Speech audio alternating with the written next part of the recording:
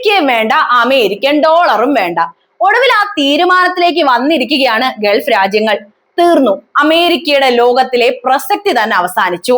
അമേരിക്കയുടെ സ്വാർത്ഥമായ രാഷ്ട്രീയ താല്പര്യങ്ങളും പശ്ചിമേഷ്യയിലെ അനാവശ്യ ഇടപെടലുകളും ഇന്ന് ഗൾഫ് രാഷ്ട്രങ്ങളെ ചരിത്രത്തിലെ തന്നെ ഏറ്റവും വലിയ സാമ്പത്തിക പ്രതിസന്ധിയിലേക്കാണ് തള്ളിയിട്ടിരിക്കുന്നത്. ദശാബ്ദങ്ങളായി അമേരിക്കയുടെ സുരക്ഷാ വാഗ്ദാനങ്ങളിൽ വിശ്വസിച്ച് ഡോളറിനെ നെഞ്ചേറ്റിയ ഗൾഫ് രാജ്യങ്ങൾ ഇന്ന് ആഗോള യുദ്ധത്തിന്റെ പ്രത്യാഘാതങ്ങൾ തനിയെ നേരിടേണ്ടി വരുന്ന ഒരു അവസ്ഥയിലായി കാര്യങ്ങളൊക്കെ. തങ്ങൾക്കുണ്ടായ ഭീമമായ ആഘാതങ്ങൾക്ക് അമേരിക്കൻ ഭരണകൂടം ഉത്തരവാദിയാണ് എന്ന തിരിച്ചറിവിൽ പെട്രോ ഡോളർ എന്ന പഴയ ബന്ധം ഉപേക്ഷിക്കാനും ബദൽ വഴികൾ തേടാനും ഗൾഫ് രാജ്യങ്ങൾ നിർബന്ധിതരായിരിക്കുകയാണ്.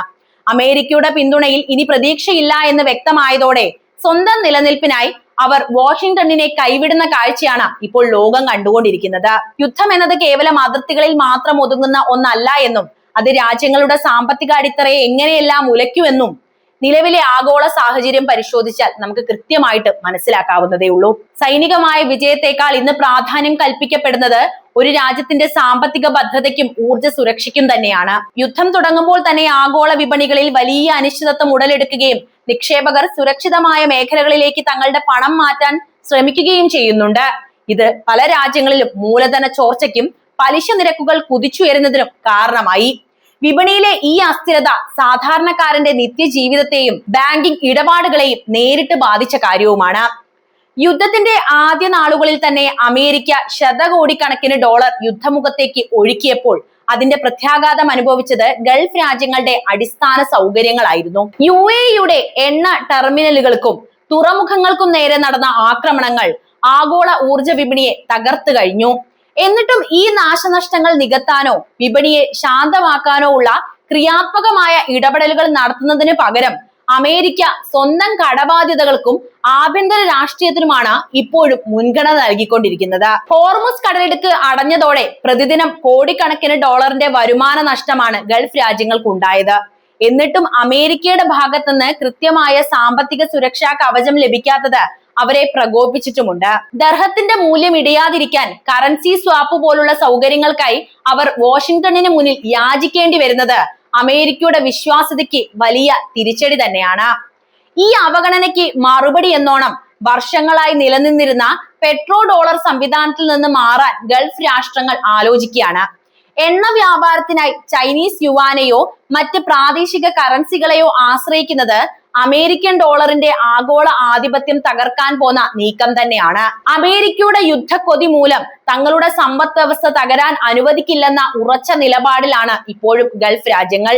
വരും നാളുകളിൽ ഈ സാമ്പത്തിക അകൽച്ച അമേരിക്കയ്ക്ക് ആഗോളതലത്തിൽ വലിയ തിരിച്ചടിയാകുമെന്ന കാര്യവും ഉറപ്പാണ്. ഊർജ്ജ സുരക്ഷയുടെ കാര്യമെടുത്താൽ ലോകത്തിലെ പ്രധാന ഇന്ധന വിതരണ പാതകളിൽ ഉണ്ടാകുന്ന ചെറിയ തടസ്സങ്ങൾ പോലും അന്താരാഷ്ട്ര വിപണിയിൽ എണ്ണവില കുത്തനെ കൂട്ടാൻ കാരണമായിട്ടുണ്ട്.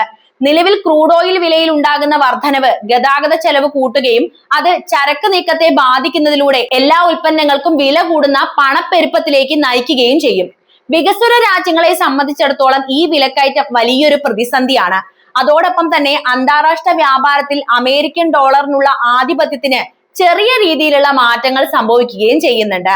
പല രാജ്യങ്ങളും തങ്ങളുടെ സാമ്പത്തിക താല്പര്യങ്ങൾ സംരക്ഷിക്കുന്നതിനായി പ്രാദേശിക കറൻസികളിൽ വ്യാപാരം നടത്താൻ താല്പര്യം കാണിക്കുന്നത് ആഗോള സാമ്പത്തിക ക്രമത്തിൽ പുതിയൊരു മാറ്റത്തിന് വഴി തെളിയിക്കുന്നു. യുദ്ധത്തിന്റെ ഭവിഷ്യത്തുകൾ വെടിയുണ്ടകളിൽ അവസാനിക്കുന്നില്ല, പകരം അത് ലോകത്തിന്റെ സാമ്പത്തിക ഭൂപടത്തെ തന്നെ മാറ്റിമറിക്കുന്ന ഒന്നായി എന്ന് ഈ യുദ്ധത്തിൽ നമുക്ക് കൃത്യമായിട്ട് വിലയിരുത്താവുന്നതാണ്. യുദ്ധത്തിന്റെ വ്യാപ്തിയെ വെറും സൈനിക ശക്തിയുടെ അടിസ്ഥാനത്തിൽ മാത്രം വിലയിരുത്തുന്ന പഴയ രീതിയിൽ നിന്നൊക്കെ മാറി അത് ആഗോള സാമ്പത്തിക മേഖലയിൽ വരുത്തുന്ന വൻ ആഘാതങ്ങളെ മുൻനിർത്തിയുള്ള ചർച്ചകളാണ് ഇപ്പോൾ സമൂഹ മാധ്യമങ്ങളിൽ അടക്കം സജീവമായി ചർച്ചയാവുന്നത്. മധ്യപൂർവേഷ്യൻ സംഘർഷം പോലുള്ള സാഹചര്യങ്ങളിൽ സൈനിക മുന്നേറ്റത്തെക്കാൾ ഉപരിയായി ഓരോ ദിവസവും ലോകത്തിന് നേരിടേണ്ടി വരുന്ന ശതകോടിക്കണക്കിന് ഡോളറിന്റെ നഷ്ടമാണ് വലിയ ആശങ്കയാകുന്നത്.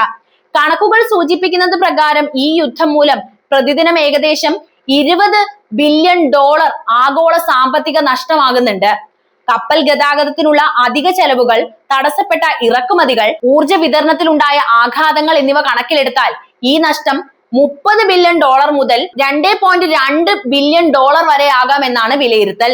ഊർജ സുരക്ഷയുടെ കാര്യത്തിൽ അതിപ്രധാനമായ ഹോർമുസ് കടലിടുക്കിലെ തടസ്സങ്ങൾ ആഗോള എണ്ണ വിതരണത്തിന്റെ 20%ത്തെയാണ് ബാധിച്ചിരിക്കുന്നത്. ഇതുവഴി പ്രതിദിനം 15 ദശലക്ഷം ബാരൽ എണ്ണ കടന്നു പോകുന്നുണ്ട് എങ്കിലും നിലവിലെ പ്രതിസന്ധി ഗൾഫ് രാജ്യങ്ങൾക്കും ഇറാഖിനും പ്രതിദിനം ഏകദേശം 1.1 ബില്യൺ ഡോളർ വരുമാന നഷ്ടം ഉണ്ടാക്കുന്നുണ്ട്. ഈ സാഹചര്യം കപ്പൽ ഗതാഗതത്തിനുള്ള ഇൻഷുറൻസ് തുക കുത്തനെ കൂട്ടുന്നതിനും കാരണമായിട്ടുണ്ട്. ഇന്ത്യയെ പോലുള്ള രാജ്യങ്ങൾക്ക് ഇത് വലിയൊരു തിരിച്ചടിയാണ്. അസംസ്കൃത എണ്ണയുടെ ഇറക്കുമതി ചെലവ് വർദ്ധിക്കുന്നത് രാജ്യത്തിന്റെ സാമ്പത്തിക ഭദ്രതയെ ബാധിക്കുകയും ആഭ്യന്തര വിപണിയിൽ ഊർജ പ്രതിസന്ധിക്ക് സാധ്യതയുണ്ടാക്കുകയും ചെയ്തു. സൈനികമായ പോരാട്ടങ്ങളെക്കാൾ ആഗോള സമ്പദ് വ്യവസ്ഥയുടെ ഈ തകർച്ചയാണ് ദീർഘകാല അടിസ്ഥാനത്തിൽ കൂടുതൽ പ്രത്യാഘാതങ്ങൾ സൃഷ്ടിക്കാൻ പോകുന്നത് എന്നതാണ് ഇവിടെ പറയാനുള്ളത്. എന്തായാലും യുദ്ധത്തിന്റെ സാമ്പത്തിക ഭാരം അമേരിക്കയെ സംബന്ധിച്ചിടത്തോളം അതീവ ഗുരുതരമായ പ്രതിസന്ധി തന്നെ സൃഷ്ടിച്ചിട്ടുണ്ട്. യുദ്ധത്തിന്റെ ആദ്യ 6 ദിവസങ്ങൾക്കുള്ളിൽ മാത്രം അമേരിക്ക ചെലവഴിച്ചത് ഏകദേശം 12 ബില്യൺ ഡോളറാണ്. ഈ തുക മറ്റ് ജനക്ഷേമ പ്രവർത്തനങ്ങൾക്കായി വിനിയോഗിച്ചിരുന്നുവെങ്കിൽ രാജ്യത്തെ പ്രൈമറി സ്കൂൾ അധ്യാപകരുടെ ശമ്പളത്തിന്റെ 9%, അഗ്നിശമന സേനാംഗങ്ങളുടെ വേതനത്തിന്റെ 45% കണ്ടെത്താൻ സാധിക്കുമായിരുന്നു. കൂടാതെ ഏകദേശം 7 ലക്ഷത്തോളം വിമുക്ത ഭടന്മാർക്ക് മെഡിക്കൽ പരിരക്ഷ നൽകാനോ 15 ലക്ഷം പൊതുഭവന യൂണിറ്റുകൾ നിർമ്മിക്കാനോ അല്ലെങ്കിൽ 36 ലക്ഷത്തിലധികം കുട്ടികൾക്ക് വൈദ്യസഹായം എത്തിക്കാനോ ഈ തുക മതിയാകുമായിരുന്നു. നിലവിൽ 37 ട്രില്യൺ ഡോളറിലധികം ദേശീയ കടവും രൂക്ഷമായ പണപ്പെരുപ്പവും നേരിടുന്ന അമേരിക്കയ്ക്ക് ഇത്തരം വൻ തുകകൾ യുദ്ധത്തിനായി മാറ്റിവെക്കേണ്ടി വരുന്നത് വലിയ സാമ്പത്തിക സമ്മർദ്ദമാണ് ചെലുത്തുന്നത്.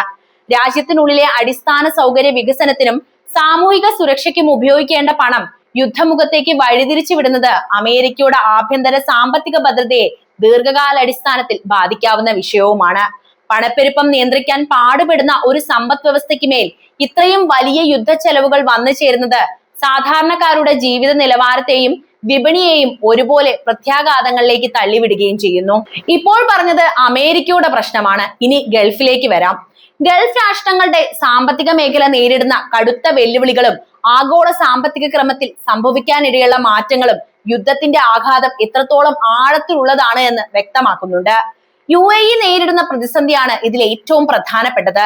തുറമുഖങ്ങൾ, ഫുജൈറ പോലുള്ള ഓയിൽ ടെർമിനലുകൾ, ഡാറ്റാ സെന്ററുകൾ, ബാങ്കിംഗ് മേഖല എന്നിവ ലക്ഷ്യമിട്ടിട്ടുള്ള ആയിരക്കണക്കിന് മിസൈൽ ഡ്രോൺ ആക്രമണങ്ങൾ UAEയുടെ സമ്പദ് വ്യവസ്ഥയെ കാര്യമായി ബാധിച്ചിട്ടുണ്ട്.